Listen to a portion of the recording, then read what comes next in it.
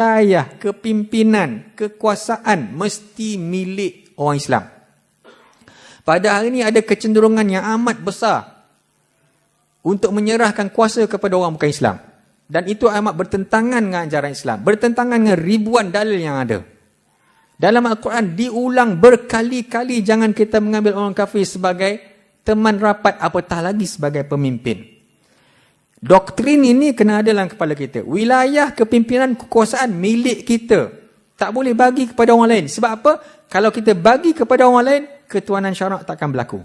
Siapa lagi yang akan mempertuankan syarak kalau bukan orang Islam? Ya. Kemudian, wilayah ini pula bukan diambil sekadar kuasa negara sahaja. Tapi kita kena ingat, konsep wilayah dalam Islam, dia berasas daripada sistem sosial kita sendiri. Wali nikah, wali anak yatim dan sebagainya. Kita ni lahir-lahir dah ada pemimpin. Pemimpin dalam sistem sosial kita, mak bapak kita. Dan saya nak cerita, wali nikah ni tak boleh tak jawatan. Sebab itu ketetapan Allah Subhanahu Wa Taala. Jadi, bila cakap pasal kepimpinan atas lagi, dia ikut tabiat sistem sosial itu berpemimpinkan orang Islam. Ya? Dan orang duk bercakap pasal orang bukan Islam. Orang bukan Islam ni, Allah Ta'ala sebut dalam Quran, surah Al-Mumtahanah ayat 8, clear. Bahawasanya kita boleh berbuat baik dan berlaku adil dengan syarat mereka tidak memerangi Islam dan tidak mengeluarkan kita daripada negeri kita.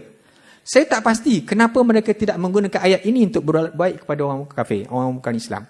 Tapi mereka memilih ayat surah Al-Anbiya, wa ma arsalnaka illa rahmatan lil alamin. Saya rasa sebab apa? Sebab surah Al-Mumtahanah ayat 8 ni dia bagi syarat. Berlaku adil dan berbuat baik kepada orang kafir, tapi ada syarat. Mereka tidak memerangi Islam dan tidak mengeluarkan kita daripada negeri kita. Tapi kalau wa ma arsalnaka illa rahmatan lil alamin, memang tak sebut apa pun. Dia pusinglah ke mana pun. Benda yang broad, benda yang luas, boleh pusing ke mana pun. Sedangkan ayat itu tak ada kaitan pun dengan berbuat baik dengan orang kafir. Saya kaji benda ni 79 kali disebut dalam Quran, hanya 5 kali saja disebut tentang orang kafir, perkataan rahmah itu. Dan dia tak ada kaitan pun dengan kuasa. Jadi ini benda penting. Kalau saya nak bawa dalil tentang wilayah, kepimpinan, kekuasaan mesti berlega di kalangan orang Islam sahaja, terlalu banyak dalil. Dan apa yang berlaku pada hari ini, kalau terlepas kuasa itu kepada orang bukan Islam, kita kena ingat, itu adalah darurah tuqaddar biqadariha. Benda terlepas, kita kena pasangnya ambil balik. Singapura terlepas, niat ambil balik. Sebab itu hak kita. Dalam keadaan sekarang kerajaan didominasi oleh orang bukan Islam, kita kena ingat, kita kena ambil balik. Bukan persilakan lagi. Tak apalah, dia lebih baik kita. Dia lebih beramanah.